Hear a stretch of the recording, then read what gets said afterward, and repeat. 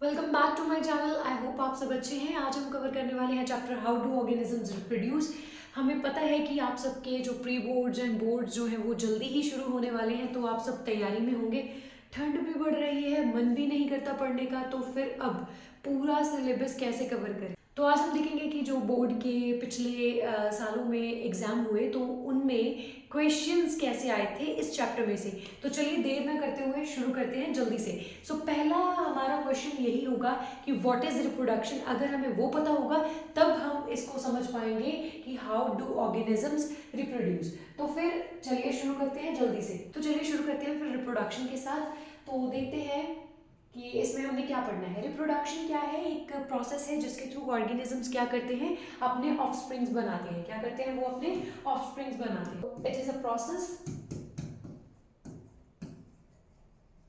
it is a process by which an organism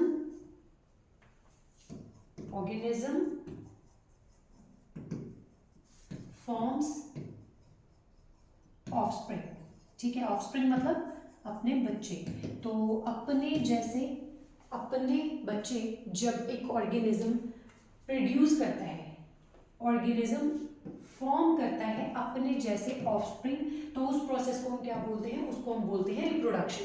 reproduction की अगर बात करें तो रिप्रोडक्शन बेसिकली दो तरह की है। एक है asexual mode of reproduction, asexual mode. दूसरा कौन सा मोड है? दूसरा है सेक्सुअल मोड। दूसरा कौन सा है? Sexual mode of reproduction. तो जो रिप्रोडक्शन है फिर कितने टाइप की हुई? दो तरह की। अब आगे हमारे पास एसेक्सुअल ही फर्दर काफी सारे टाइप्स हैं, वो हम देखेंगे, उसको हम एज एग्जांपल्स पढ़ेंगे। अब हमने देखा है कि जो रिप्रोडक्शन है उसकी दो टाइप्स हैं। पहला जो एसेक्सुअल मोड ऑफ रिप्रोडक्शन है उसकी क्या कैरेक्टरिस्टिक्स हैं या उसके क्या फीचर्स हैं, पहले वो बात करते हैं। जो एसेक्सुअल मोड ऑफ रिप्रोडक्शन है इसके जो फीचर्स हैं वो ये है कि इसमें एक ही पेरेंट इन्वॉल्व होता है, मतलब इसमें डबल पेरेंट नहीं है, ओनली वन पेरेंट इन्वॉल्व। ठीक है, तो इसमें एक ही पेरेंट जो है वो इन्वॉल्व होता है। दूसरा, अब जब एक ही पेरेंट इन्वॉल्व है, जब वो अपनी बॉडी को डिवाइड करके नए ऑर्गेनिजम्स बना रहा है, तो वहां पर जो ऑर्गेनिज्म बनेंगे वो क्या होंगे? आइडेंटिकल। वो क्या होंगे? आइडेंटिकल। तो यहां पर क्या होंगे? Identical offsprings.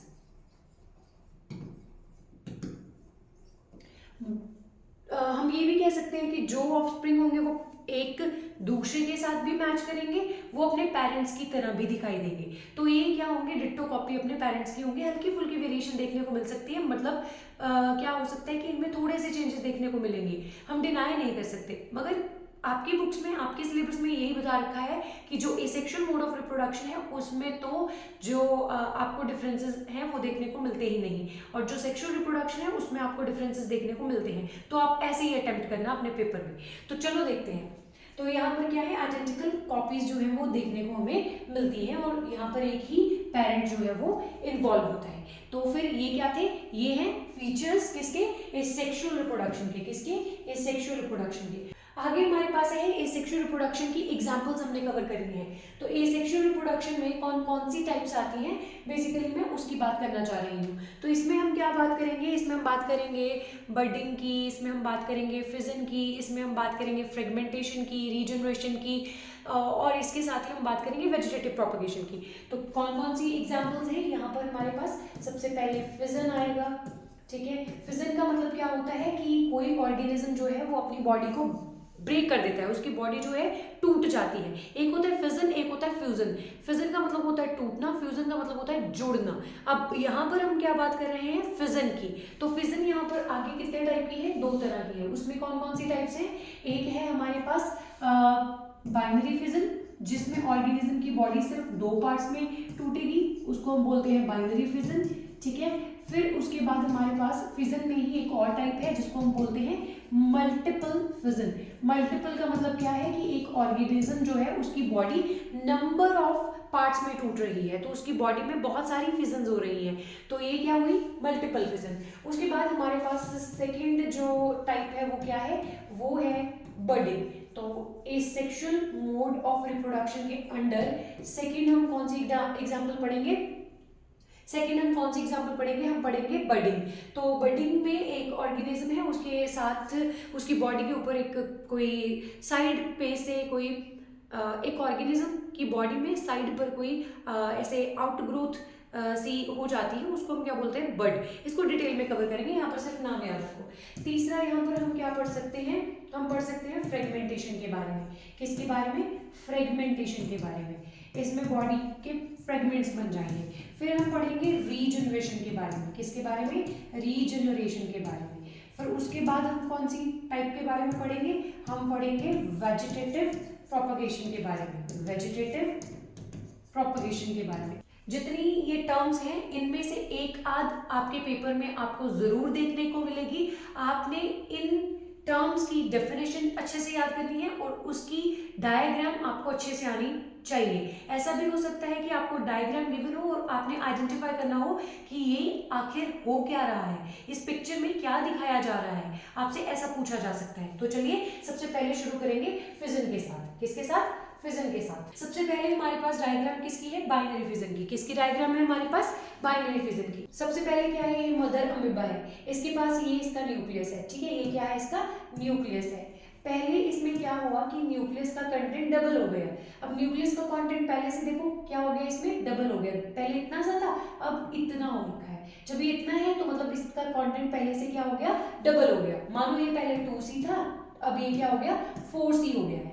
अब यहाँ से क्या होगा कि ये न्यूक्लियस इतना कंटेंट तो एक सेल होल्ड नहीं कर पाएगा, तो यहाँ पे क्या हो जाएगा कि ये जो कंटेंट है वो डिवाइड करना शुरू हो जाएगा। ये ऐसे देखो, ये साइड की तरफ जा रहा है, पोल्स की तरफ जा रहा है ना। तो यहाँ से क्या हो जाएगा कि न्यूक्लियस की डिवीजन हो जाएगी। जब न्यूक्लियस की डिवीजन होगी तो उसको देखो, न्यूक्लियस दो हिस्सों में बट गया। अब इसको हम क्या बोलेंगे, इसको हम बोलेंगे, इसको जब न्यूक्लियस डिवाइड करेगा इसको हम बोलेंगे कैरियोकाइनेसिस। क्या बोलेंगे इसको, कैरियोकाइनेसिस या फिर कैरियोकिनेसिस, ठीक है।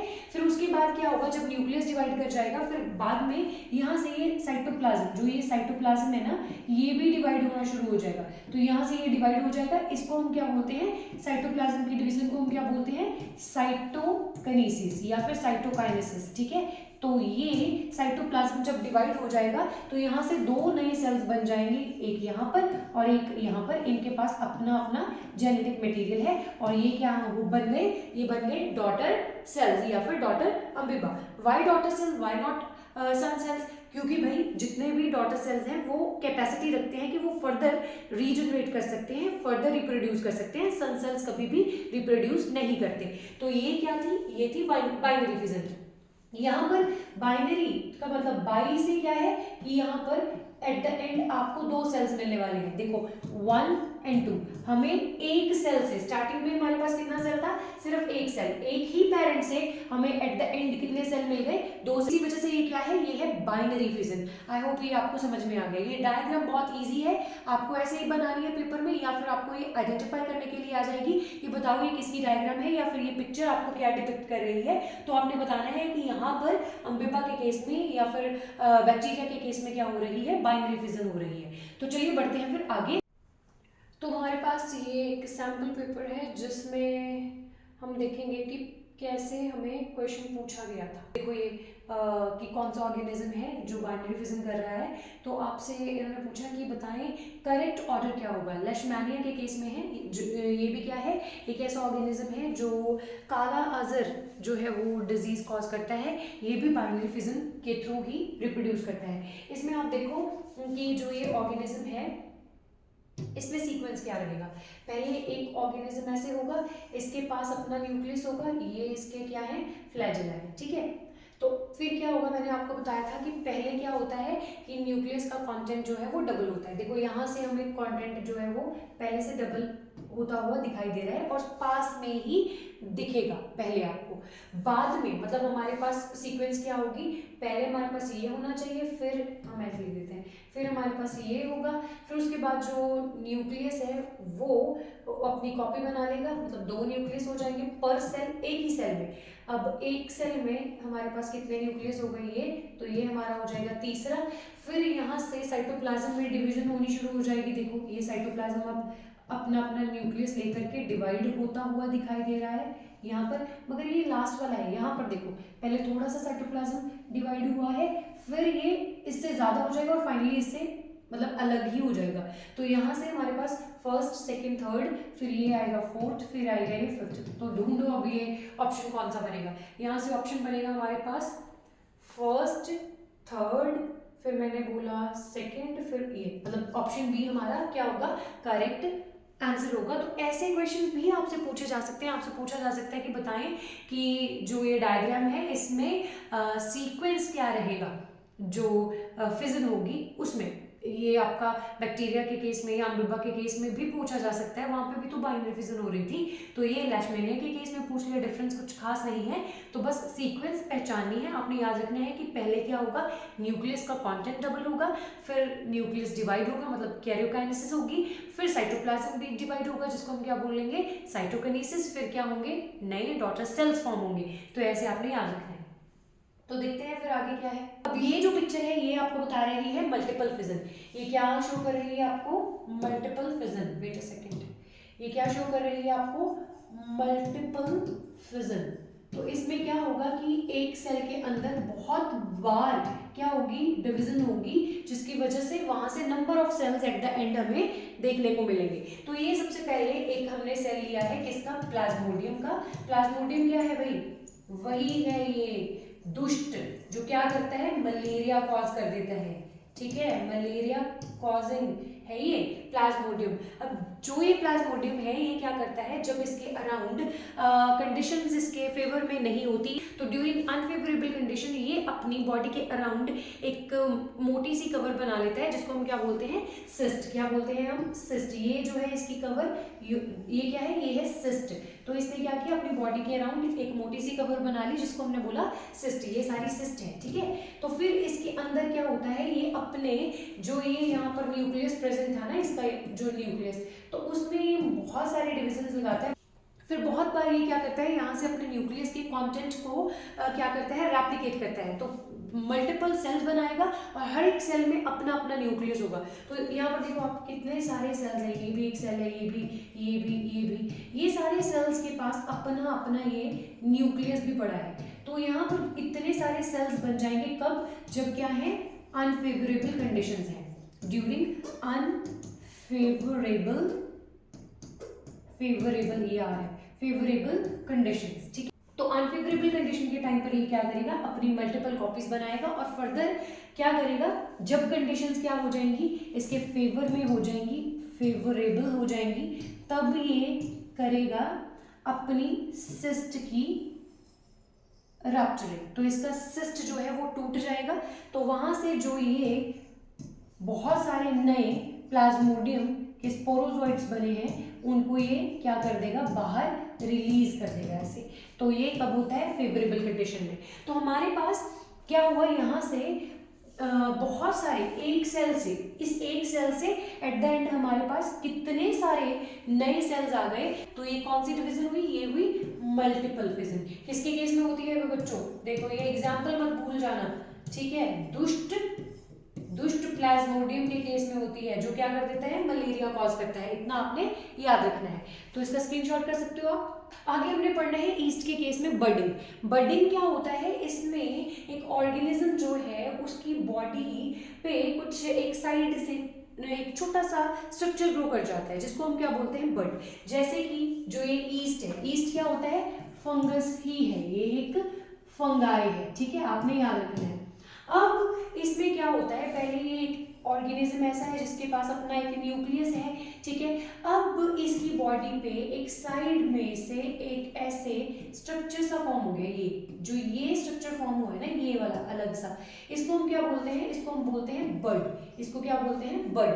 अब क्या होगा कि जो ये इसका न्यूक्लियस था पेरेंट ईस्ट का जो ये न्यूक्लियस था ये अपने आप को क्या करना शुरू करेगा, डबल करना शुरू करेगा। डबल करने के बाद इसका जो कंटेंट है वो इस बर्ड में जाना शुरू हो जाएगा।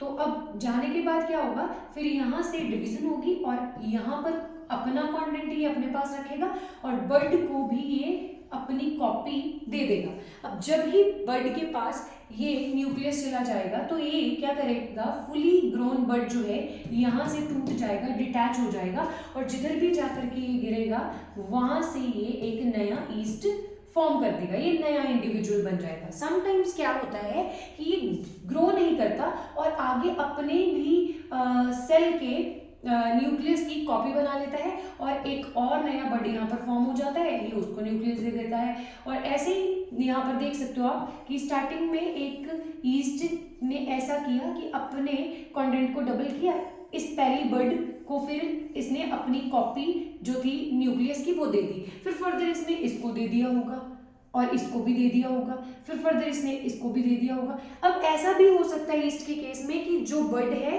कि उसके ऊपर और नई बर्ड्स ग्रो करती जाए और नई इंडिविजुअल उसके ऊपर ही अटैच रहे, ऐसा भी हो सकता है। कभी कभी ऐसा भी होता है कि बस एक बना, डिटैच हुआ और उससे नया ऑर्गेनिज्म बन गया। तो ये क्या है, ये है बर्डिंग इन ईस्ट। आप देख सकते हो यहाँ पर भी एक ही सेल था और एट द एंड हमारे पास कितने सारे और नए सेल भी बन सकते थे और एक सेल भी बन सकता था। तो ये क्या है, ये है बर्डिंग इन ईस्ट। जब एक ऑर्गेनिज्म की बॉडी के ऊपर एक बर्ड बन जाए, फिर उस बर्ड के डिटैचमेंट पे वो बर्ड नए एक इंडिविजुअल में ग्रो कर जाए, उसको हम क्या बोलते हैं, बर्डिंग। तो ये भी हमने कवर कर लिया है। बढ़ते हैं आगे। नेक्स्ट जो है ये फ्रेगमेंटेशन। नेक्स्ट हम क्या पढ़ने वाले हैं, फ्रेगमेंटेशन के बारे में। तो फ्रेगमेंटेशन क्या है, फ्रेगमेंटेशन में एक ऑर्गेनिज्म अपनी बॉडी के फ्रेगमेंट्स बना देता है। फ्रेगमेंटेशन, इसमें क्या होगा, बॉडी में यहाँ से देखो ये जो इसके पार्टीशंस पहले ही बने हैं इसको बोलते हैं सेप्टम, और इसमें जो ये स्पाइरल शेप आपको नजर आ रहा है ऐसे, ये क्या है, इसका न्यूक्लियस है। तो इसमें आगे फर्दर आपको यहाँ पर इसके ऊपर क्लोरोप्लास्ट भी दिखाई देते हैं, ठीक है। तो ये एक्चुअल में ऑर्गेनिज्म कौन सा है, ये है स्पायरोगायरा। ये कौन सा है, स्पायरोगायरा।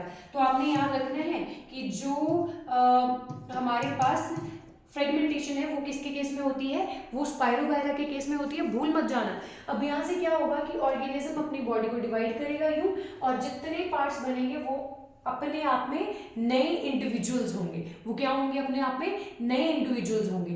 तो ये क्या था, ये था फ्रेगमेंटेशन। अब बढ़ते हैं रीजनरेशन की तरफ। देखो रीजनरेशन जो है वो किसके केस में होता है, वो होता है प्लानेरिया के केस में। किसके केस में, प्लानेरिया के केस में। प्लानेरिया एक ऐसा ऑर्गेनिज्म है कि जिसकी बॉडी में जिधर से भी कट लगे वो अपने कट पीस में से अपने लॉस्ट पार्ट्स को रीजनरेट करेगा और अपने एक पार्ट जिसके बाकी पार्ट्स लॉस्ट हो गए हैं उनको भी दोबारा रीजनरेट करेगा। मतलब इसके हर एक जो चंक बनेगा ना, इसका हर एक जो पार्ट कट होगा इसकी बॉडी से, वो एक नया ऑर्गेनिज्म बना सकता होगा। तो ये क्या है, ये क्या है, रीजनरेशन। अगर हम इस प्लानेरिया की बात करें, अगर इसकी बॉडी को यहाँ से कट कर दिया गया और ये जो इसके 3 पीस हुए ना ऐसे, इन्होंने फर्दर क्या किया, देखो इस पीस ने भी अपना ये ऊपर वाला पोर्शन और ये वाला पोर्शन रीजनरेट करके ऐसे बना लिया, ठीक है। और जो ये वाला पोर्शन था इसने यहाँ से, ये तो था इसके पास, ये कंप्लीट रीजनरेट कर लिया। और जो ये था इसके पास इतना पोर्शन था इसके पास, इसने ये पूरा कंप्लीट रीजनरेट कर लिया। तो इसको हम क्या बोलते हैं, इसको हम बोलते हैं रीजनरेशन। इसको हम क्या बोलते हैं, रीजनरेशन। इसकी ओरिजिनल वीडियो जो है मैंने हमारे चैनल बायोलॉजी विद गुरलीन के ऊपर शॉर्ट्स में डाली थी, उसका लिंक मैं डिस्क्रिप्शन में डाल रही हूँ, आप वहाँ से चेक कर सकते हो कि कैसे जो ये प्लानेरिया है वो अपनी रीजनरेशन कर लेता है। तो चलिए बढ़ते हैं अब आगे। तो ये क्वेश्चन हमसे पूछना चाहता है कि जैसे मल्टीसेलुलर स्पायरोगायरा में फ्रेगमेंटेशन के बाद हर एक फ्रेगमेंट से नया ऑर्गेनिज्म रिकंस्ट्रक्ट हो जाता है, वैसे ही सारे मल्टीसेलुलर ऑर्गेनिज्म जैसे कि हम या फिर टिपिकल एनिमल्स के केस में ऐसे रिकंस्ट्रक्शन पॉसिबल क्यों नहीं है। ऐसा इसलिए है क्योंकि हमारी बॉडी जो है वो एक कॉम्प्लेक्स स्ट्रक्चर है जिसमें क्या है, बहुत सारे सेल्स हैं, मतलब हमारे पास वैरायटी ऑफ सेल्स हैं।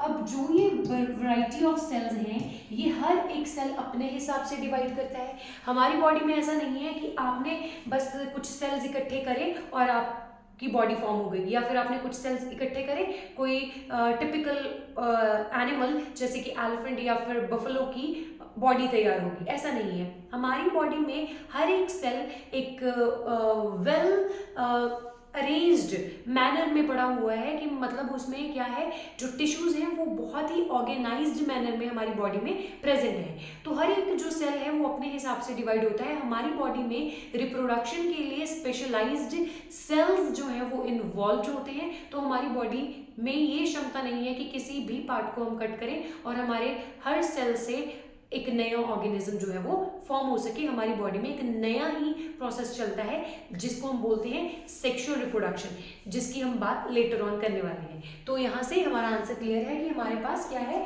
कॉम्प्लेक्स स्ट्रक्चर है, वैरायटी ऑफ सेल्स है, हर एक सेल का अपना एक स्टाइल है डिवाइड करने का। तो हमारी बॉडी ऐसे ही कुछ सेल्स का एग्रीगेट नहीं है, और हमारी बॉडी में सेल्स को ऐसे ही डिवाइड करने से रिकंस्ट्रक्शन नहीं हो सकती। तो बढ़ते हैं अब आगे। स्पोर फॉर्मेशन के लिए आपको एक बात याद रखनी है कि इसको आप ब्रेड मोल्ड के साथ याद रखोगे। किसके साथ याद रखोगे?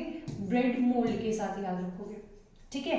क्योंकि ब्रेड मोल्ड याद रहेगा तो आपको ये राइजोपस याद रहेगा, राइजोपस याद रहेगा तो आपको याद रहेगा कि इसके केस में होती है स्पोर फॉर्मेशन। अब ये स्पोर फॉर्मेशन क्या होती है?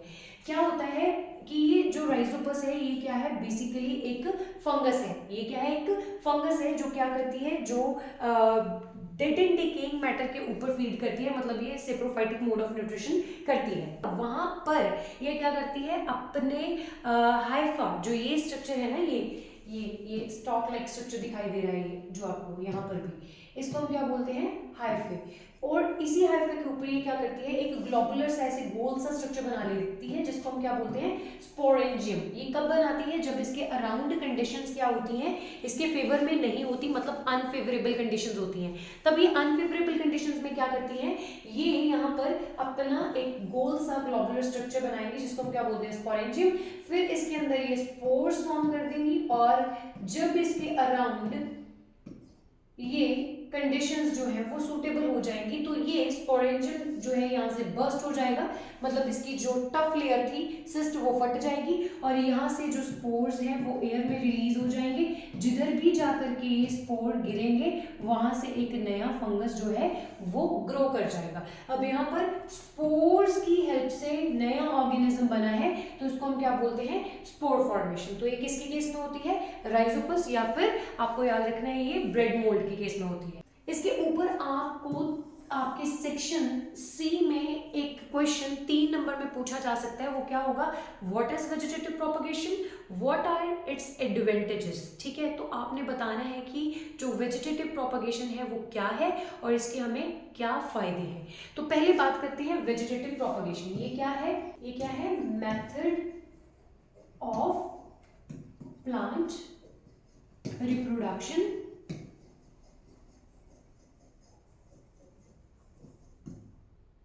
फ्रॉम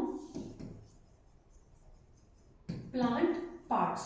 पहले से जो प्लांट्स एग्जिस्ट कर रहे हैं उनके हम कुछ पार्ट्स यूज करेंगे, जैसे कि हम लीव्स यूज कर सकते हैं, पत्ते यूज कर सकते हैं, हम स्टेम यूज कर सकते हैं, हम रूट्स यूज कर सकते हैं, हम सीड्स नहीं यूज करने वाले, यहाँ पर हम सीड्स नहीं यूज करेंगे। तो इसकी एग्जांपल्स की बात करते हैं। अगर लीव्स की बात करें तो ब्रायोफाइलम, ब्रायोफाइलम के केस में ऐसा होता है, आपने देखा होगा कि एक ऐसा लीफ है, ऐसे ऐसे से ऐसे बहुत मोटा सा होता है, इसका क्यूटिकल भी थिक होगा, और इसके यहाँ पर ना ऐसे ऐसे ऐसे साइड पर ऐसे ग्रीनिश कलर के ही कुछ ऐसे फ्लावर्स से ग्रो कर जाते हैं, छोटे छोटे। फिर ये यहाँ से अपने आप ही डिटैच हो जाते हैं, जिधर भी ये गिरेंगे वहां से एक नया प्लांट आपको फिर बाद में ग्रो करता हुआ नजर आएगा। तो ये आप ब्रायोफाइलम के केस में देख सकते हो, जैसा कि आप फोटोग्राफ में देख पा रहे हो। ठीक है, तो ब्रायोफाइलम के ऊपर भी एक वीडियो है, मैं आपको दिखाऊंगी, लिंक आपको दिया जाएगा, वहां से आप चेक कर सकते हो। तो फिर आप स्टेम की बात कर सकते हो, जैसे कि आप रोज की अगर स्टेम लगाते हो या फिर मनी प्लांट की आप स्टेम लगाते हो, तो वहां से आप एक नया प्लांट जो है वो रीजनरेट कर सकते हो। अगर बात करें रूट्स की, तो रूट्स के थ्रू भी आप प्लांट जो है वो ग्रो करवा सकते हो, जैसे कि आप बात कर सकते हो मिंट के केस में आप कर सकते हो। ठीक है, या फिर आप बर्ड्स लगा सकते हो। ठीक है, बर्ड्स जैसे कि आप पोटैटो के केस में कर सकते हो। तो अगर आप ऐसे पार्ट्स को यूज करके, लीव, स्टेम, रूट्स या बर्ड्स को यूज करके क्या कर रहे हो, प्लांट्स को रिप्रोड्यूस करवा रहे हो, तो ये क्या है, ये है वेजिटेटिव प्रोपगेशन। ये हमारे पास एक लास्ट लॉन्ग क्वेश्चन है जिसमें आपसे पूछा गया है कि बताएं थर्ड में कि जितने भी मल्टी सेलुलर ऑर्गेनिज्म है वो नई इंडिविजुअल नहीं बना सकते फ्रेगमेंटेशन और रीजनरेशन के थ्रू। ये मैंने ऑलरेडी आपको क्वेश्चन करवा दिया है। ठीक है, जब मैंने आपको बताया कि सारे जो मल्टी सेलुलर ऑर्गेनिजम्स होते हैं उनके पास ऐसे ही सेल्स के एग्रीगेट नहीं है कि आप तोड़ो और नए ऑर्गेनिजम्स बना दो। हमारे पास स्पेशल अरेंजमेंट है, हमारे सेल्स जो हैं वो स्पेशलाइज्ड वे से टूटते हैं और हमारी रिप्रोडक्शन भी जो है वो स्पेशलाइज्ड वे से होती है। तो ये हमने ऑलरेडी डिस्कस कर लिया है। अभी जो हमारे पास ये है, vegetative propagation is practised for only growing some plants. इसका रीजन ये है कि कुछ प्लांट्स जो हैं वो वाइबल सीड्स नहीं बना सकते, तो उनको हम क्या करेंगे, रूट, स्टेम, लीव्स के थ्रू ग्रो करेंगे। तो कुछ ही प्लांट्स हम इसके थ्रू ग्रो कर सकते हैं। अब हम पढ़ने वाले हैं सेक्सुअल रिप्रोडक्शन के बारे में। इसके पहले फीचर्स की बात करेंगे। इसमें क्या रहेगा कि इसमें दो पेरेंट रिक्वायर्ड रहेंगे, मतलब दो पेरेंट्स रिक्वायर्ड रहेंगे, मेल एंड फीमेल। दो डिफरेंट ऑर्गेनिजम्स हमें इस प्रोसेस के लिए चाहिए होंगे। तो यहाँ पर क्या है, टू पेरेंट आर इन्वॉल्व्ड। ठीक है, तो यहाँ पर दो पेरेंट्स जो हैं वो इन्वॉल्व होंगे। तो यहाँ पर आपको क्या देखने को मिलेगा, क्योंकि दो पेरेंट्स इन्वॉल्व हैं तो यहाँ पर गैमीट्स भी फॉर्म होंगे। तो यहाँ पर गैमीट्स विल फॉर्म, मतलब यहाँ पर हम सेक्स सेल्स की बात करेंगे। उसके बाद यहाँ पर आपको, क्योंकि दो डिफरेंट पेरेंट्स इन्वॉल्व हैं, तो वहां पर आपको दोनों पेरेंट्स के एट द एंड ऑफस्प्रिंग में कैरेक्टर्स दिखाई देंगे। तो आपको जो ऑफस्प्रिंग दिखाई देता है उसके फीचर्स आपको पेरेंट्स, दोनों ही पेरेंट्स के ऐसा लगता है कि मिक्सचर है। आपको लगता है कि कभी कभी हमको बोला जाता है ये अपने पापा जैसा दिखता है, ये अपने मम्मा जैसे दिखती हैं। ठीक है, तो ऐसा क्या होता है कि हमें जो जीन्स हैं वो हमारे दोनों ही पेरेंट्स से मिले हैं, तो हमारी बॉडी में क्या आते हैं, कुछ चेंजेस भी आते हैं जिसकी वजह से हम अपने पेरेंट्स से डिफरेंट भी दिखाई देते हैं। ह्यूमन के बच्चे ह्यूमन ही होते हैं। कभी ऐसे हुआ है कि जो एक पेड़ है उसके बच्चे जो है वो एनिमल पैदा हुए हैं? ऐसा कभी नहीं होता। ठीक है, जो पौधे हैं उनमें से पौधे ही बनते हैं, जो ह्यूमंस हैं उनके बच्चे ह्यूमंस ही बनते हैं, बट स्टिल उनमें वेरिएशंस होती हैं। जैसे हम अपने पेरेंट्स के तरह तो हैं बट हम पेरेंट्स की तरह दिखाई नहीं देते, हमारे फेशियल फीचर्स या हमारी मोर्फोलॉजी में थोड़ा बहुत अंतर रहता है। तो जो ये सेक्सुअल रिप्रोडक्शन है इसकी वजह से क्या आती है, वेरिएशंस आती हैं। क्या आती हैं, वेरिएशंस आती हैं। तो ये वेरिएशंस क्यों आती हैं, जब डीएनए जब कॉपी हो रहा था तो वहां पर कुछ एरर्स हो गए। At the time of DNA replication क्या हुआ, यहाँ पर कुछ एरर्स हो गए जिनको हम क्या बोलते हैं, म्यूटेशंस। अब यही जो म्यूटेशंस हैं उनकी वजह से क्या हो गया, कुछ जीन्स में चेंज आ गया, तो हमारी बॉडी में पेरेंट्स से कुछ अलग कैरेक्टर्स हमें देखने को मिले। यहाँ पर हमारे पास एक नया क्वेश्चन है जिसको हेरिडिटी के साथ उन्होंने डाला हुआ है, वेरिएशंस के साथ। कहते हैं why do we say that variations are useful for the survival of the species over a time। मैं बता दूं आपको, जब वेरिएशंस आती हैं तो उसके साथ बॉडी में चेंजेस आ सकते हैं। ये वेरिएशंस जो होती हैं वो दो तरह की होती हैं, पॉजिटिव और नेगेटिव। अगर पॉजिटिव वेरिएशंस हैं तो आपकी बॉडी के वो फेवर में है, इसके साथ आपकी बेटर एवोल्यूशन हो सकती है और इसके साथ आप अपने सराउंडिंग्स में, अपने इन्वायरमेंट में बेटर सर्वाइव कर सकते हो। तो ये फायदे हैं किसके, वेरिएशन के। वेरिएशन किसकी वजह से आती है, जब डीएनए की कॉपी बन रही थी at the time of reproduction, तो जो डीएनए की रेप्लिकेशन के टाइम पर उसमें जो एरर्स हो गई, उसमें जो म्यूटेशंस हो गई, उनकी वजह से हमारे डीएनए में कुछ चेंजेस आए, जिसकी वजह से हमें क्या आई, वेरिएशंस आई। देखो अगर आपकी बॉडी में कुछ ऐसा जीन आ गया है जो आपके पेरेंट्स की बॉडी में पहले कुछ ऐसे था कि उसकी वजह से उनकी बॉडी में कोई डिजीज हो रही थी, अब जब वो आप में पास हुआ तो उसमें एरर हो गया और वो जीन आपकी बॉडी में आने के टाइम पर एक्सप्रेस ही नहीं हुआ। जब एक्सप्रेस नहीं हुआ तो आपकी बॉडी में वो डिजीज नहीं होगा, मतलब वो जेनेटिक डिसऑर्डर आपकी बॉडी में नहीं आया। तो इसकी वजह से आपका क्या हो जाएगा, सर्वाइवल आपके पेरेंट्स से तो बेटर हो जाएगा ना। तो ऐसे क्या है, जो ये वेरिएशंस हैं वो आपके लिए यूजफुल है। तो बढ़ते हैं अब आगे, सेक्सुअल रिप्रोडक्शन के साथ दोबारा शुरू करने वाले हैं। इसमें हम क्या पढ़ने वाले हैं, पहले मेल रिप्रोडक्टिव ऑर्गन के बारे में। किसके बारे में, मेल रिप्रोडक्टिव सिस्टम के बारे में। मेल रिप्रोडक्टिव सिस्टम के बारे में, ठीक है, शॉर्ट में लिखेंगे। तो इसमें हम इसके पार्ट्स पढ़ेंगे। तो देखिए पहले डायग्राम अगर देखें, अगर ये किडनी थी तो उसमें ये यूरेटर आ रहा था, जो वो यूरेटर था वो किस में ओपन हो रहा था, एक ही बना ली, वैसे तो ऐसे होगा, ठीक है। तो अगर ये किडनीज हैं तो यहाँ से जो यूरेटर है वो किस में आ रहा था, इसमें यूरिनरी ब्लैडर में, किसमें, यूरिनरी ब्लैडर में, ठीक है, जिसमें टेम्परेरी टाइम के लिए यूरिन की स्टोरेज होती है। तो इसमें क्या होगा, इसमें होगा यूरिन, इसमें क्या रहेगा, यूरिन, ठीक है। अब क्या होगा, जो ये यूरेथ्रा है, हम ये जो ओपनिंग होती थी इसको क्या मेंशन करते थे हम लोग, हम बोलते थे ये क्या है, यूरेथ्रा, ये क्या है, यूरेथ्रा। अब इसी यूरेथ्रा को अगर मैं ऐसे थोड़ा लंबा सा बना दूं पाइप को, तो ये भी क्या रहेगा, ये यूरेथ्रा ही रहेगा ना। तो भी ये क्या रहेगा, ये यूरेथ्रा ही रहेगा ना। एक मिनट में कलर चेंज कर देती हूँ। अगर मैं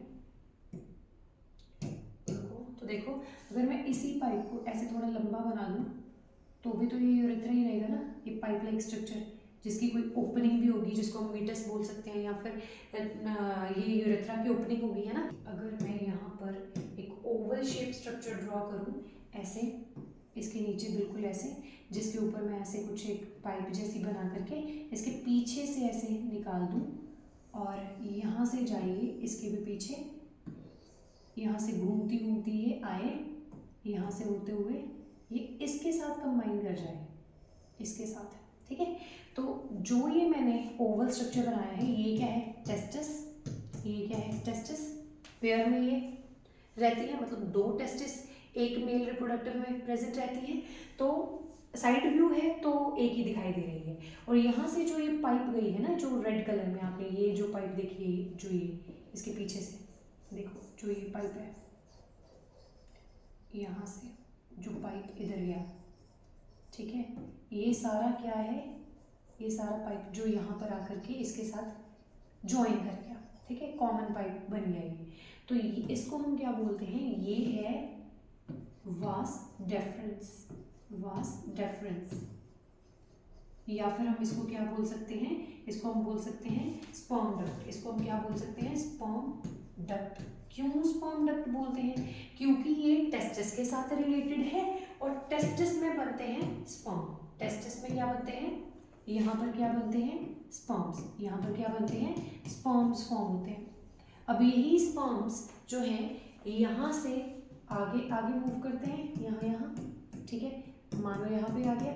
अब यहाँ से जो आया था यूरिन, ठीक है, यहाँ से क्या आ रहा था, यूरिन। अब यूरिन और जो ये स्पर्म है वो एक कॉमन पैसेज में से बाहर आएंगे, जिसको हम क्या बोल रहे हैं, इस कॉमन पैसेज में से बाहर आएंगे, इस कॉमन पैसेज में से, जिसको हम क्या बोल रहे हैं, यूरेथ्रा, जिसको हम क्या बोल रहे हैं, यूरेथ्रा। तो याद रखना है कि जो मेल रिप्रोडक्टिव सिस्टम है उसमें स्पर्म एंड यूरिन के लिए कॉमन पाथवे रहता है, जिसको हम क्या बोलते हैं, यूरेथ्रा। अब इसी यूरेथ्रा के अराउंड जो ये स्किन मौजूद रहती है बच्चों, ये स्किन, ठीक है, इस स्किन और यूरेथ्रा को कंबाइन या कलेक्टिवली क्या बोल देते हैं, पीनस। और यही पीनस जो है वो फीमेल की बॉडी में यहाँ से स्पर्म को डिलीवर करने का काम करता है। सो ये क्या था, या बेसिकली ये रिप्रोडक्टिव ऑर्गन है किसका, मेल्स का। तो इसमें क्या रहता है, सिस्टम बन गया ना ये, क्योंकि इसमें काफ़ी सारे ऑर्गन्स आ गए हैं, टेस्टिस है। अब यहाँ से याद रखना है, ये टेस्टिस जो है वो क्या करता है, स्पर्म प्रोड्यूस करता है, तो इसी को हम बोलते हैं प्राइमरी सेक्स ऑर्गन। ये क्या है, प्राइमरी सेक्स ऑर्गन। यहाँ से आपसे क्वेश्चन पूछा जा सकता है, what are the primary sex organs in humans. तो in case of male you have to say testes, और in case of female you have to say ovaries. ठीक है, तो यहाँ से और आपको इधर कुछ यहाँ पर ग्लैंड दिखाई देंगे, इन ग्लैंड्स को क्या बोला जाएगा, यहाँ पर सेमिनल वेसिकल, सेमिनल वेसिकल, और एक ग्लैंड आपको इसके पीछे, कौन सा कलर लें, अब कलर खत्म हो गए हैं, रुको कलर चेंज करते हैं, इस कलर से बनाते हैं। यहाँ पर एक ग्लैंड यहाँ पर आपको दिखाई देगा, जिसको हम क्या बोलते हैं, जिसको हम बोलते हैं प्रोस्टेट ग्लैंड। क्या बोलते हैं, प्रोस्टेट ग्लैंड। अब इसका क्या काम है, इसका काम है, इन दोनों ही ग्लैंड का काम कलेक्टिवली आपको इतना ही बताया गया है, ये एक फ्लूइड प्रोड्यूस करते हैं जिसको क्या बोलते हैं, सीमन। और इसमें क्या रहता है, सीमन में बेसिकली फ्रक्टोज, जिंक या फिर शुगर्स मौजूद होते हैं, जो इन स्पर्म्स को, जब ये स्पर्म यहाँ से होते हुए यहाँ पर पहुंचेंगे ना, तो ये स्पर्म्स को क्या करेंगे, नरिश करेंगे और उनको लुब्रिकेट करेंगे, सो दैट जब वो इस यूरेथ्रा में से पास करें तो वहां पर फ्रिक्शन ना हो। तो मतलब यहाँ से आपसे क्वेश्चन पूछा जाएगा, what is the function of seminal vesicle and prostate gland, then your answer will be that they provide lubrication and nutrition to the sperm. Male gamete किसको बोलते हैं, हम स्पर्म को बोलते हैं। मेल गैमीट हम किसको बोलते हैं, स्पर्म को बोलते हैं या स्पर्म्स को बोलते हैं, इतना याद रखना है हमने। हाँ, एक और क्वेश्चन मैं आपको बताना ही भूल गई, वो क्या है, जो टेस्टिस है वो एक कवरिंग में प्रेजेंट रहता है, इस कवरिंग को हम क्या बोलते हैं, इसको हम बोलते हैं स्क्रोटम। इसको हम क्या बोलते हैं, wait a second, colour change करके लिखती हूँ, इसको बोलते हैं स्क्रोटम। क्वेश्चन आता है कि जो टेस्टिस है वो आउटसाइड द बॉडी, एब्डोमेन से बाहर स्क्रोटम में क्यों प्रेजेंट रहता है। जो टेस्टिस है वो स्क्रोटम में इसलिए प्रेजेंट रहती हैं क्योंकि पूरी बॉडी का अगर 37 डिग्री टेम्परेचर है तो वो स्पर्म्स की ग्रोथ के लिए सूटेबल नहीं है। तो आपकी बॉडी में 37 से 2 और 2.5 डिग्री लेस टेम्परेचर रिक्वायर्ड रहता है फॉर द सिंथेसिस और for the formation of sperms. So this is the only reason कि जो टेस्टिस है वो एब्डोमेन से बाहर स्क्रोटम में रहती है, तो स्क्रोटम जो है वो इतना कम टेम्परेचर मेंटेन कर पाता है। फिर नेक्स्ट आपसे यहाँ से क्वेश्चन हो सकता है कि बताएं जो वास्ट एफ्रन है, वास्ट एफ्रन है, ठीक है, तो इसके बेसिस पर बर्थ कंट्रोल मेथड्स में से एक क्वेश्चन आ सकता है, सर्जिकल मेथड। अगर आप यहाँ से इसको कट करके फोल्ड कर दोगे तो स्पर्म तो आगे मूव करेगा ही नहीं, स्पर्म आगे नहीं मूव करेगा तो कॉइटस के टाइम पर इस पीनस के थ्रू फीमेल की वजाइना में स्पर्म एंटर नहीं होगा। तो इसको हम क्या बोलते हैं, अगर आप वास्ट एफ्रन को कट कर देते हो तो इसको क्या बोलते हैं, वैसेक्टोमी। इसको वैसेक्टोमी बोलते हैं, ठीक है, इतना याद रखें। इसमें क्या करते हैं, cutting and folding, cutting and folding करते हैं, किसकी, cutting and folding of vas deferens to prevent the entry of sperm inside the female vagina. एक सर्जिकल मेथड है, याद रखिए ये सर्जिकल मेथड है, ये डॉक्टर ही परफॉर्म करेगा, ठीक है, सर्जरी के थ्रू, सर्जिकल मेथड है ये, ठीक है। वैसे तो और भी काफ़ी सारे मेथड्स हैं, जैसे कि बैरियर मेथड्स हैं, कॉन्डम्स वगैरह यूज़ करे जा सकते हैं पीनस को कवर करने के लिए, वो क्या है, वो एक फिजिकल मेथड है, ठीक है, तो वो भी मैं अभी करवा देती हूँ, लेटर ऑन मैं उसको कवर करने वाली नहीं हूँ, ठीक है, डन। अब हम पढ़ेंगे फीमेल रिप्रोडक्टिव सिस्टम के बारे में। तो इसके सारे पार्ट्स को अच्छे से याद करना है और उनके फंक्शंस को याद करना है। पहले तो आपने ये डायग्राम याद रखनी है, आपने दोनों साइड ऐसे फिंगर लाइक स्ट्रक्चर्स बनाने हैं, इधर भी बना दो आप, ठीक है। फिर आपने ऐसे यहाँ से एक स्ट्रक्चर फॉर्म करना है, ऐसे, फिर उसके बाद ऐसे नीचे, फिर उसके बाद ऐसे, ठीक है। तो ये स्ट्रक्चर आपने याद रखना है, यहाँ से आप इसको ऐसे जोड़ दोगे, इसको भी आप ऐसे जोड़ दोगे। अब देखो लेबलिंग करते हैं कि कौन सा पार्ट क्या है।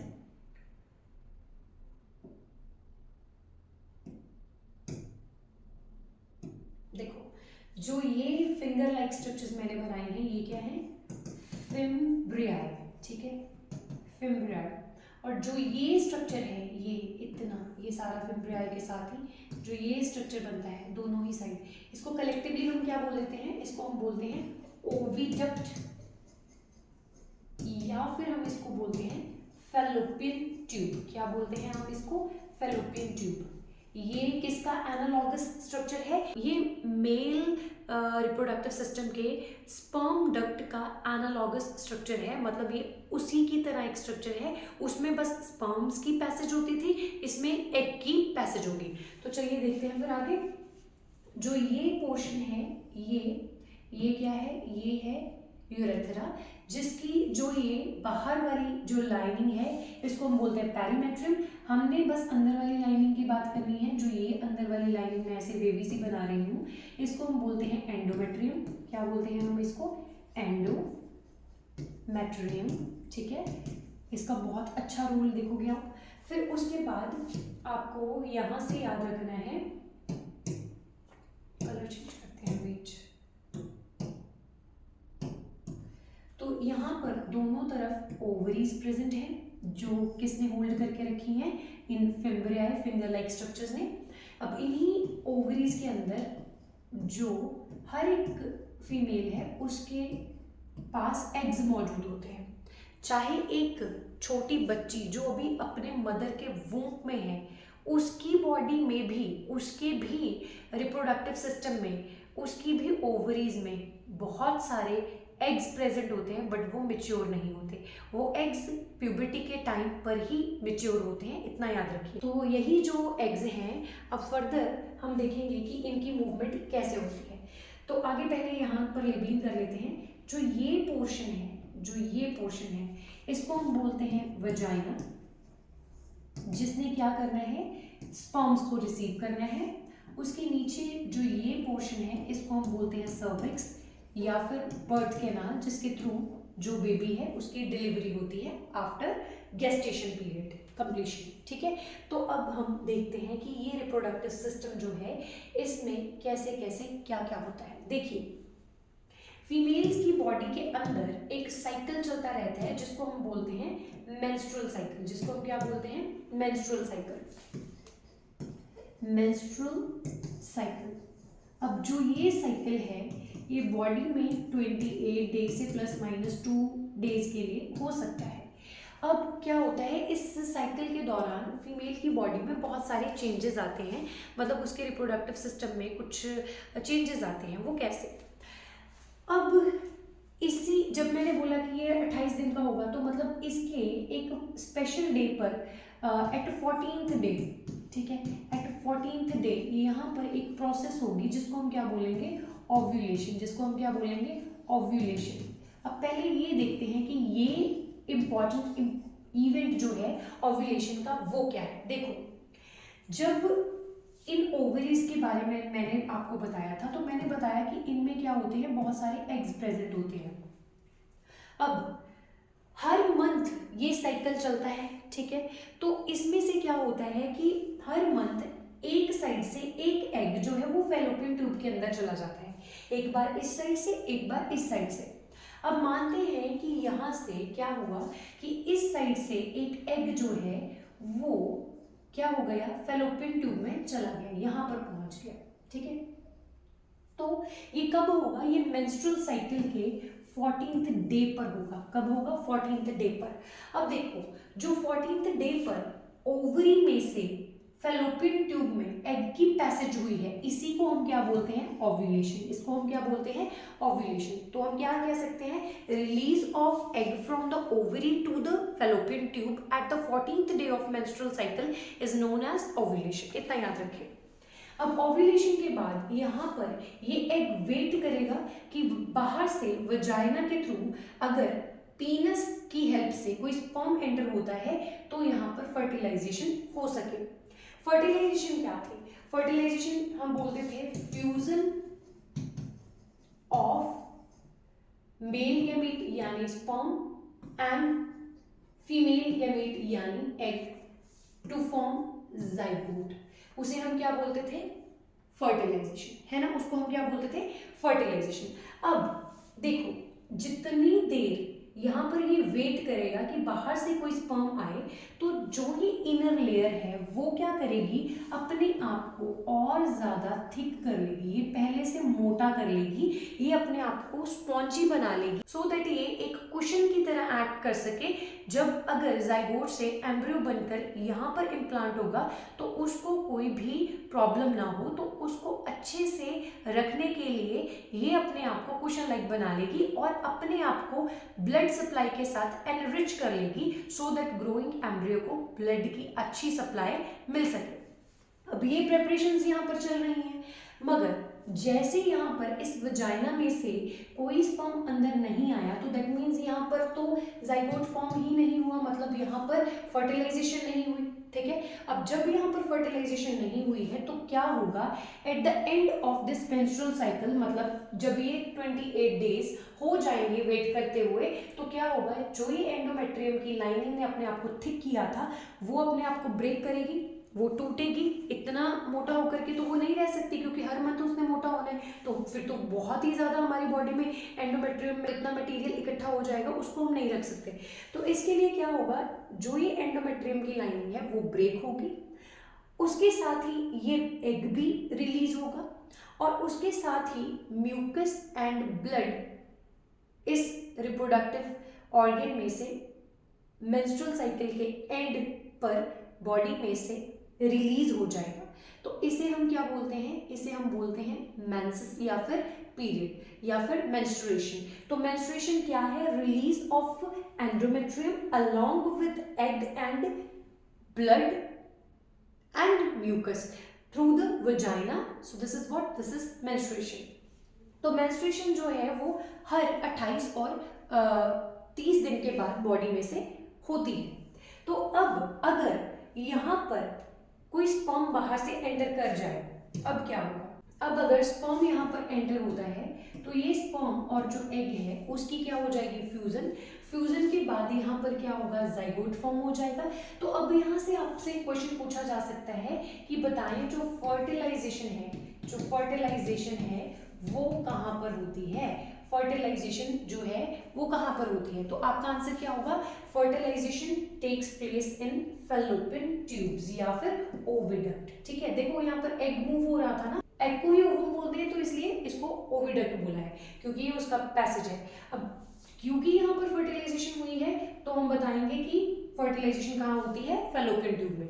अब फर्टिलाइजेशन के बाद क्या होगा, यही जो जाइगोट है, जो एम्ब्रियो बनेगा वो यहाँ पर एंडोमेट्रियम में इम्प्लांट हो जाएगा, तो इसको हम बोलेंगे इम्प्लांटेशन। तो यहाँ पर क्या हो गई है, इम्प्लांटेशन। अब जब इम्प्लांटेशन हो जाएगी तो 9 मंथ्स के लिए बॉडी में से जो मेंस्ट्रुएशन है वो रुक जाएगी, तो वहां पर हर मंथ फिर 9 मंथ लगातार फिर पीरियड्स नहीं होंगे, क्योंकि वहां पर क्या हो चुकी है, प्रेगनेंसी हो चुकी है।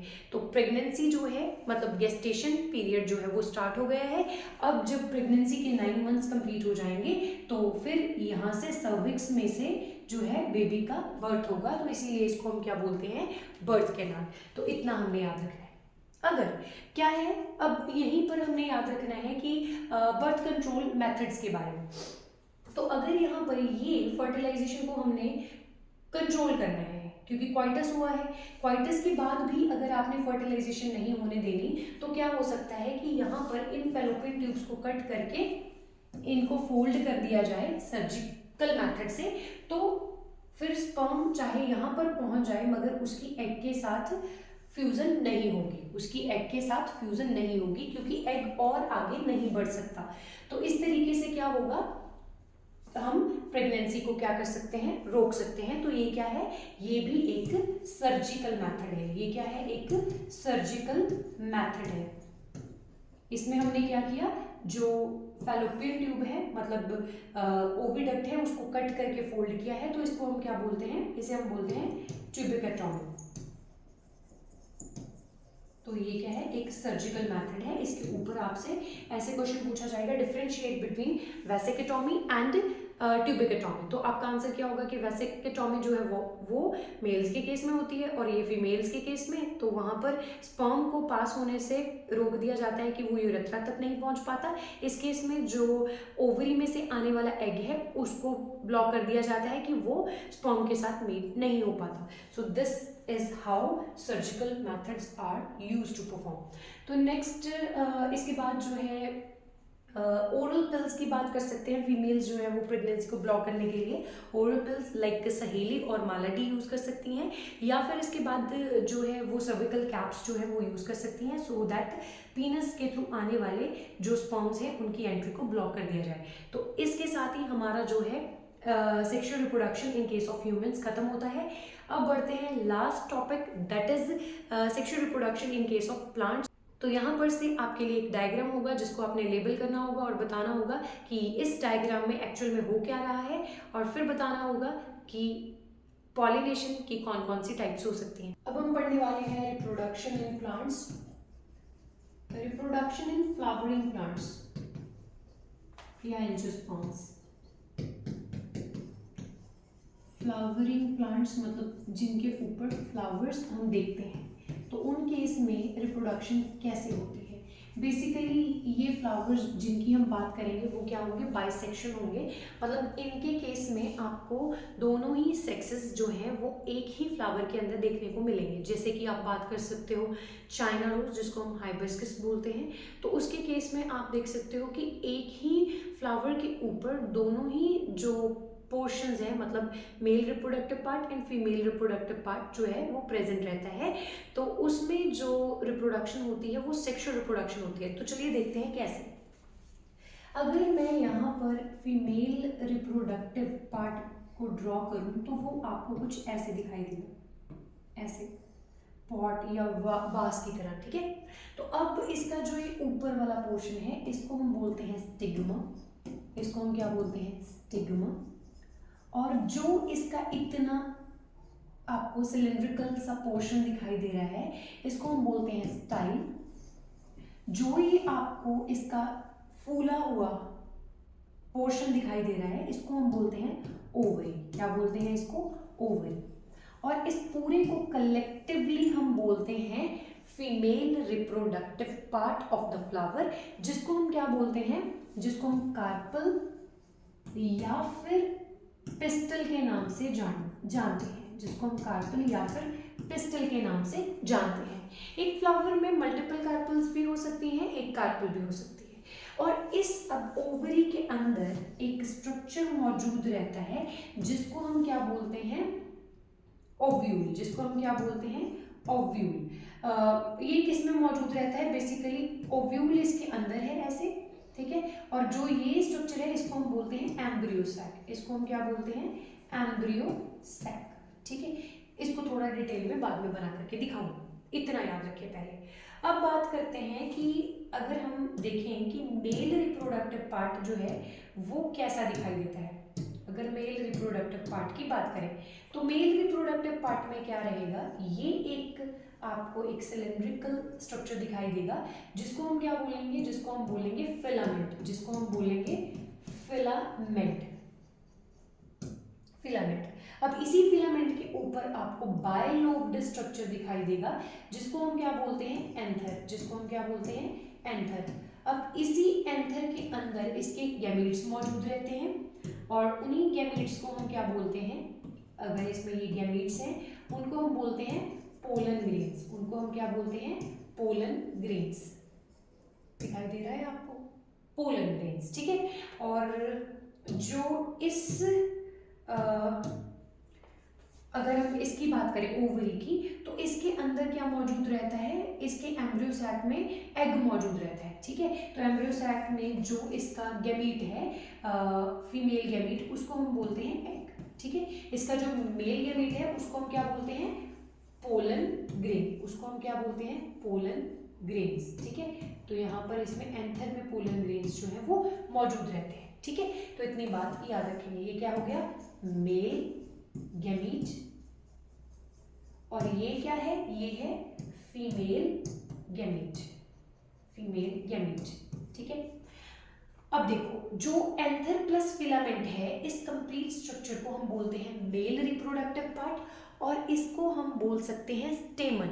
इसको हम पूरा क्या बोल सकते हैं कलेक्टिवली, इसको हम बोलते हैं स्टेमन। ठीक है, इतना याद रखना है बस। अब कलेक्टिवली एक बार इसका स्ट्रक्चर बनाएंगे, उससे पहले आप इसका क्या करो, स्क्रीनशॉट ले लो जल्दी से। अगर हम पूरा स्ट्रक्चर बनाएं तो ये हमारे पास क्या है, ये है कार्पल या फिर पिस्टन, जिसके अंदर ये एम्ब्रियो सैक है, जिसमें एग भी मौजूद रहेगा, साथ 2 सेल्स सिनर्जिड सेल्स रहेंगे, और सेंटर में 2 पोलर न्यूक्लियाई, इसके ऑपोजिट 3 सेल्स जिनको हम क्या बोलेंगे, एंटीपोडल सेल्स। इतना याद रखें, ये क्या है, फीमेल रिप्रोडक्टिव पार्ट। इसके साथ ही यहाँ पर एक और स्ट्रक्चर मौजूद है जिसको मेल रिप्रोडक्टिव पार्ट कहेंगे, जिसमें एंथर और फिलामेंट दिखाई देता है, और इसको हम बोलते हैं स्टेमन। और इसके अंदर क्या मौजूद है, इसके अंदर इसके पोलन ग्रेन्स मौजूद हैं। कलर चेंज करते हैं, वेट, इसमें पोलन ग्रेन्स मौजूद हैं। ठीक है, अब जो ये पोलन ग्रेन्स हैं, इन्होंने पहुंचना है यहाँ पर स्टिग्मा तक। उसके लिए इस फ्लावर को चाहिए हैं कुछ कलरफुल पोर्शंस, जिनको हम क्या बोलेंगे, वेट अ सेकेंड,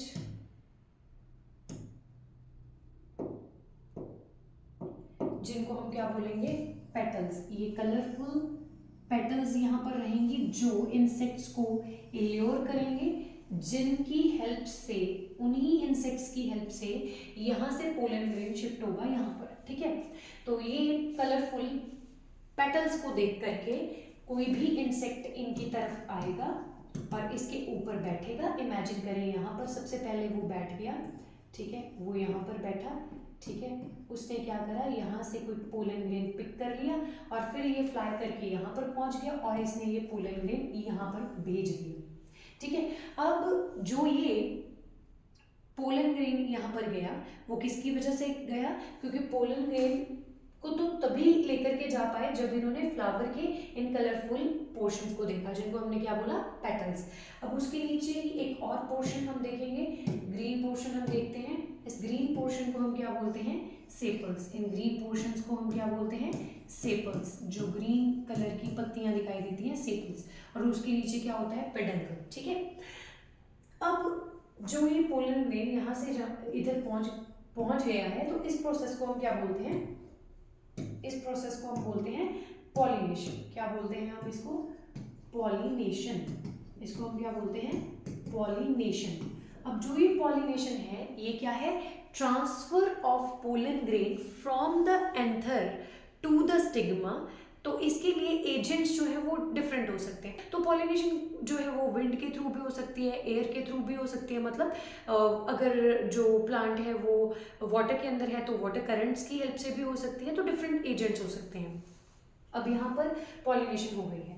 अब पॉलिनेशन के बाद क्या होगा, जो यही जो पोलन ग्रेन है वो क्या करेगा, यहाँ पर अपने आप में से एक ट्यूब बनानी शुरू करेगा, जो कीमोट्रोपिज्म की हेल्प से, मतलब ओवरी के अंदर प्रेजेंट केमिकल्स की हेल्प से नीचे की तरफ को मूव करना शुरू हो जाएगी, बढ़ती जाएगी, बढ़ती जाएगी।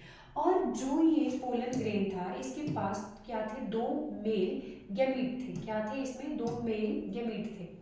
अब ऐसे इसने क्या करा, वो अपने दोनों के दोनों मेल गैमीट जो थे वो नीचे भेज दिए। अब मैं इनको नीचे कलर को और चेंज करके बनाती हूँ, ऐसे यहाँ पर भेज दिया। ठीक है, अब इनमें से एक मेल गैमीट जो है वो इस एग के साथ फ्यूज हो जाएगा और एक इनके साथ फ्यूज हो जाएगा। याद रखें आप।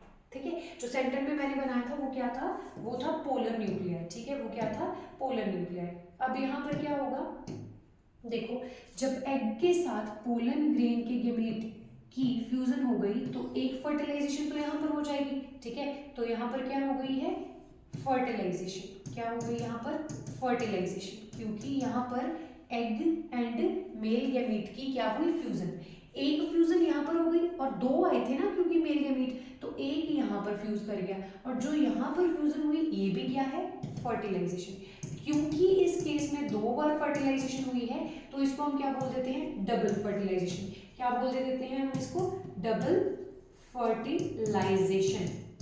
ठीक है, इसको हम क्या बोल देते हैं, डबल फर्टिलाइजेशन। इसको सिंगेमी और इसको ट्रिपल फ्यूजन भी बोल देते हैं, तो इसमें कोई प्रॉब्लम नहीं है। बस आपने इतना याद रखना है कि डबल फर्टिलाइजेशन फ्लावर के केस में होती है।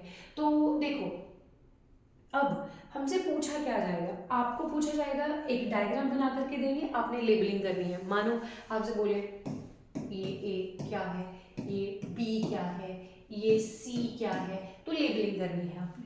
तो लेबलिंग मत भूलना, इजी है, बस एक दो बार बना करके देखो और इजी से याद हो जाएगा आपको। फिर आगे बढ़ते हैं अब पॉलिनेशन की टाइप्स के बारे में। लास्ट टॉपिक है पॉलिनेशन। दो तरह की होती है, एक सेल्फ पॉलिनेशन, एक होती है क्रॉस पॉलिनेशन। तो चलिए देखते हैं, पहले स्क्रीनशॉट करो इसका। जी हाँ, तो जो पॉलिनेशन होती है वो दो तरह की होती है। वो कैसे, देखो, अगर एक फ्लावर ये है, ठीक है, इसकी पेटल्स एंड ऑल ये है सब, और इस ये एक ही प्लांट का पार्ट है मानो, ठीक है, एक ही कोई प्लांट है, इसके ऊपर भी एक ऐसे, फिर इसकी ओवरी वगैरह होगी, ठीक है मानो। तो एक फ्लावर पॉट हमारे पास, एक प्लांट हमारे पास और है जिसपे भी ऐसे क्या है, फ्लावर्स हैं, ठीक है। तो मानो ये उसकी एंथर वगैरह हो गई या कुछ भी, ठीक है। अब देखो ये ए प्लांट है और ये क्या है, बी प्लांट है। ये ए प्लांट है और ये बी प्लांट है। अब अगर तो इसके एंथर से इसी के स्टिग्मा पर ट्रांसफर हुआ पोलन ग्रेन का, तब तो ये क्या है, सेल्फ पॉलिनेशन। अब अगर इस फ्लावर के एंथर से दूसरे के स्टिग्मा तक गया पोलन ग्रेन, तब भी ये क्या है, क्रॉस पॉलिनेशन। तो याद रखें, सेल्फ पॉलिनेशन कब है, जब एक ही फ्लावर में से पोलन ग्रेन उसी के स्टिग्मा तक गया, तब उसको हमने क्या बोला, सेल्फ पॉलिनेशन। क्या बोला इसको हमने, सेल्फ पॉलिनेशन, ठीक है।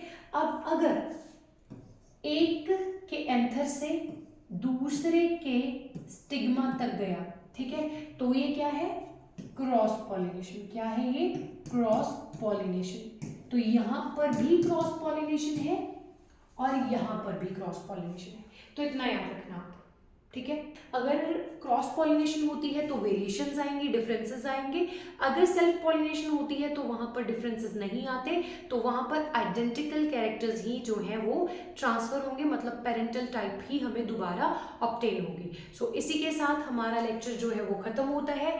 अगर आपको लेक्चर अच्छा लगा है तो please like, share and subscribe जरूर करिएगा। Keep watching and keep supporting.